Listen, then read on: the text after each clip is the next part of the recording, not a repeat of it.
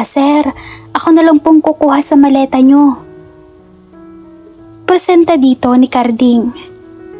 Ngayon ay bit-bit na nito ang malaking larawan ng Don na ipinatatanggal ng bagong amo.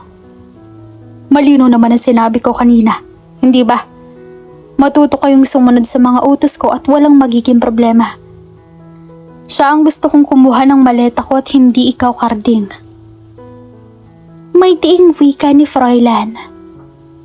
Sir, ako na lang mag-aayos ng mga gamit niyo sa kwarto. Sabi ng isang kasambahay. Hindi ba ko sinera ka? Doon ka tumuka at magluto kayo ng maraming potahe dahil darating ang mga kaibigan ko mamayang gabi at dito sila maghahapunan. Aalis ako para tignan ng asyenda at kailangan pagbalik ko maayos ang silid ko at tutulugan ko. Sabi nitong nakapukol ang maitim na titig kay Reyna. Makakaasa ka. Tipid na sagot ni Reyna. Iha, ayos ka lang ba? Tanong sa kanya ni Aling Aurora nang makaalis ang lalaki. Okay lang po ako. Huwag niyo akong alalahanin. Sagot na Reyna na tipid na ngumiti upang itago ang tunay niyang nararamdaman. Aayusin ko ang bahay sa likod, senyorita. 2 po ang silid sa loob, 1 naman po ay sa labas. Doon po kami matutulog ni Tata Badong. Pahayag dito ni Carding na ikinatuwa ng dalaga. Maraming salamat po, Mang Carding. At dahil wala ang tila tigring amo, mabilis na iniakyat ni Carding ang maleta at inayos na lang ng dalaga ang paglalagay ng mga gamit ni Froilan sa lalagyan. Madali na lang ito sa kanya. Pagka 2 araw pa lang bago dumating ang bagong may-ari, ay naimpake na niya ang sariling mga gamit. Inaasahan na niya iyon, pero ang patirahin sila sa bahay sa likod ay taluwas sa naisip niya. Napabuntong hininga ang dalaga nang mahalukat niya ang lalagyan ng brief ng lalaki. Hindi niya alam kung hahawakan ito o hahayaan na lang na ang lalaki ang maglagay niyon sa tokador. Total ay personal na gamit na niya ang mga iyon. Pero naisip niya na baka magalit ang lalaki. Nakakatakot pa naman ang mga mata nitong matalim na nakatitig sa kanya, tila ba napakalaki ng atraso niya dito. Pagdating ni Froilan ay handa na ang pagkain sa mahabang mesa. Dumiretso siya sa itaas upang mag-shower. Ihahanda niya ang sarili para sa pagdating ng mga kaibigan. Pikit ang mga mata na Reyna habang hawak ang panlood na saplot ni Froilan. Dama niya ang pamumula ng magkabila niyang pisngi dahil doon. Oo, hindi lang 1, 2 o 3 ang nakita niyang underwear sa edad niyang 25. Pero ni minsan ay hindi pa siya nakakahawak niyon. Ang papa naman niya hindi burara at alam na ilalagay sa tamang lalagyan ang personal nitong mga gamit mula nang mamatay ang kanyang mama. At isa pa ang mayordoma nilang si Aling Elena ang naglilinis ng silid ng Don Ernesto. Bakit hindi ka pa tapos dyan? Puna ng lalaki sa malakas na boses. Sa sobrang pagkagulat niya, nabitawan niya ang hawak-hawak na brief. Saktong nahagis niya yon sa trash basket na lalong nagpainit sa ulo ni Froilan. Hoy, babae, kung may pagnanasa ka sa katawan ko, mangarap ka dahil kad ikaw pa ang natitirang babae sa mundo, hindi kita papatulan. Pulutin mong brief ko at labhan mo. Sabi nito na ang mga mata ay matalim ang pagkatitig sa kanya. Ang totoo ay naiwang nakabukas ang pinto, kung kaya't ilang minuto niya rin itong pinagmasdan. Tila nawiwili pa itong pagmasdan ang kainosentehan ng dalaga. Pero hindi ito dapat magpadala sa kakatuwang damdaming pinupukaw ng babae. Hindi pwede. 8:00 na ng gabi nang dumating ang mga kaibigan ni Froilan.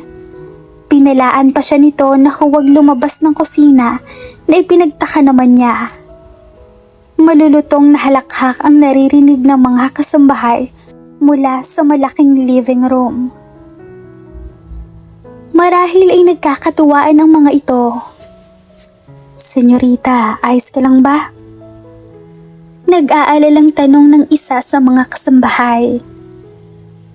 "Oo naman po." Tipid niyang sagot at ngumiti siya upang ipakita na wala itong dapat na ikabahala. "Hindi ko matansyang ugaling meron ng bagong may-ari nitong mansyon," sabi ni Laura. "Sa nakikita ko magiging maayos ang lahat. Huwag lang natin siyang suwayin." Wika ni Aling Aurora sa tumingin sa mga kasamahan. "Ang gwapo ng mga kaibigan ni Senyorito.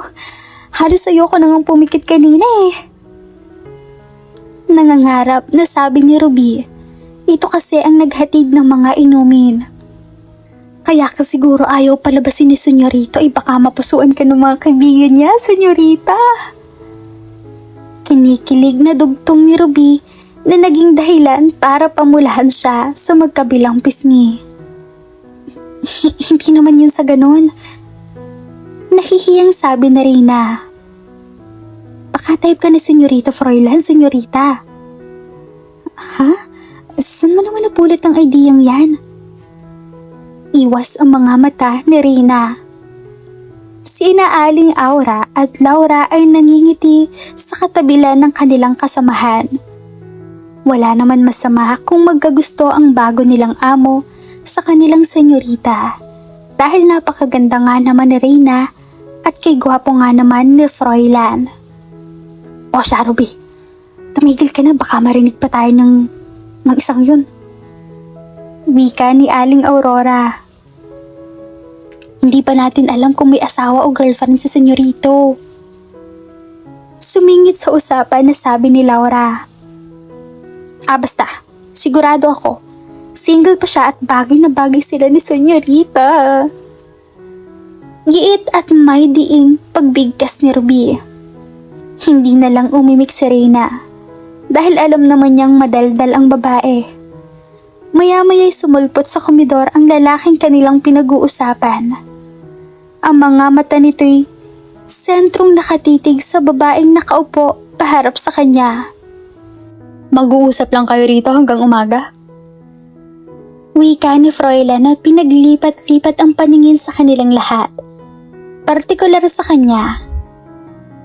"Ruby, dalhan mo kami ng beer." Utos nito. "Masusunod po, Senyorito." "At ikaw, pumanhik ka sa kwarto ko at linisin mo ang banyo." Madilim ang mukhang utos nito kay Reyna. "Ha? Don't you hear me? O baka kailangan ko pang sumigaw para maintindihan mo?" Sige." Nasabi na lang ni Reyna na pakiramdam niya'y galit sa kanya ang lalaki sa di niya mawaring dahilan.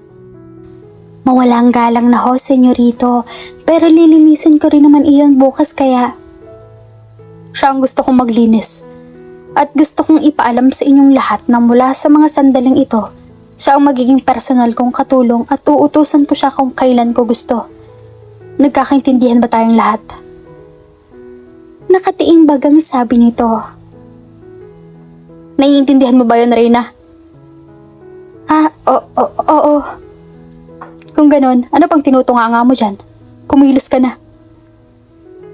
Mabilis si Reynang napatayo mula sa pagkakaupo. At minabuting sundin ang pinag-uutos nito sa kanya. Pwede naman siyang umalis na lang at hindi siya pwedeng pilitin ni Froilan na manatili sa mansyon, pero hindi niya gagawin iyon.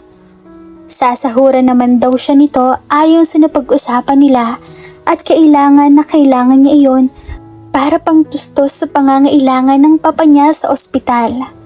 Sa ngayon ay kailangan niya munang magtiis. Nakaramdam ng awa na nasundan na lamang ng tingin ng mga katulong ang dalaga. Pakiramdam ng mga ito ay may lihim na galit ang lalaki dito. Unang araw pa lang kasi nito sa mansyon ay pinapahirapan na nito si Rina. Parang may nakita akong magandang chika. Si Derek, halos humaba ang leeg nito na tila may hinahanap ang mga mata sa pangingislap. Lahat naman ng babae maganda para sa'yo eh. Pag-iignora dito ni Froilan pero lihim na patiimbagang. Gago, marunong akong pumili. Sabi nitong sinabayan ng halakhak. Babaero ka kasi. Panigunda ni Renan. Ikaw ba hindi? Tumawang ganti ni Derek kay Renan. Excuse me for a second guys, I just wanna get something upstairs. Pasintabi ni Froilan sa dalawa. Natigilan si Reyna sa paghakbang nang makita kung gaano kakalat sa silid na nilinis niya kaninang umaga. Ang mga inayos niyang damit ng lalaki ay nagkagusot-gusot. Halatang sinadyang itapon ang mga yun sa sahig. Napabuntong hininga sa Reyna. Nagtuloy sa banyo. Napangiwi nang makita ang loob niyon. Nakabukas ang toothpaste, nasa lababo ang toothbrush, hindi tinanggal ang shaver sa saksakan. Nagkalat ang shampoo at body wash sa bathtub. Idagdag pa ang basang brief na iniwan lang sa basang sahid. Oh God, nanlulumo sabi niya. Hindi malaman kung anong uunahing linisin. Ang mga kalat sa silid o sa loob ng banyo. Hindi niya maisip na magiging ganito kagulo ang dating silid niya. Ganito ba kakalat ang lalaking to? Nagulat pa si Reyna nang biglang bumukas ang pinto't niluwa niyon si Froilan. Madilim ang anyo nito at matalim na nakatitig sa kanya. Bigla siyang binundol ng kaba. Ano na naman ang ginawa niyang mali? Hindi ba sinabi ko sa'yo not to go out from the kitchen? Sinusubukan mo ba talaga ako, ha? Sabi nito at hinawakan ng mahigpit ang braso niya. Nasasaktan ako. Masasaktan ka talaga pag patuloy mo akong susawayin. Sinabi mo pumanhik ako rito para maglinis. Paano sa tingin mo kung makakarating dito kung hindi ako lalabas ng kusina? Wika na Reyna sa impit na boses. Tila naman, natauhan si Froilan. May katwira naman ito. Baka nakita lang ito ni Derek nang pumanhik ito. Niluwagan ni Froilan ang pagkakahawak sa braso niya. Pero ang mga matay hindi humihiwalay sa pagkakatitig sa kanya. Lihim pa itong napalunok nang madapo ang paningin sa mga labi ng babae. Bilisan mong paglinis. Pagod ako at gusto kong magpahinga pag alis ng mga kaibigan ko. Sabi nito na pinakawalan siya at malalaki ang hakbang na lumabas ng silid. Naiwang napahawak sa namumulang braso ang dalaga. Naitanong niya sa sarili kung bakit pakiramdam niya'y galit sa kanya si Froilan. Wala naman siyang ginagawang masama na ikakagalit nito sa kanya. At sa katunayan, unang araw at gabi pa lang nito sa mansyon. Pero kung pagsalitaan siya ng lalaki ay parang may matinding puot sa dibdib nito. Dahil hindi naman siya sanay sa mga gawaing bahay, ay inabot siya ng mahigit 3 oras sa pagliligpit. Tiningnan niya ang kamay ng orasan. Pasado 1:00 na, hindi pa pala siya naghahaponan. Bumaba siya dala-dala ang maraming damit ni Froilan. Kaagad siyang nagtuloy sa kusina upang kumain. Laglag ang mga balikat niya nang makita ang hitsura niyon. Nagpalinga-linga siya upang hanapin ang bulto ng mga kasambahay. Noon lamang niya nakitang marumi ang kusina sa tanang buhay niya. Nasaan sina Aling Aurora, si Laura at Ruby? Bakit iniwan ng mga ito na makalat at marumi sa loob? Ngunit bago masagot ang tanong, Sumulpot si Froilan sa harap niya.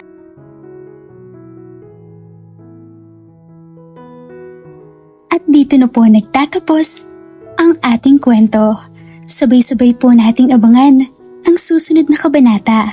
Maraming salamat po. Stay safe and God bless.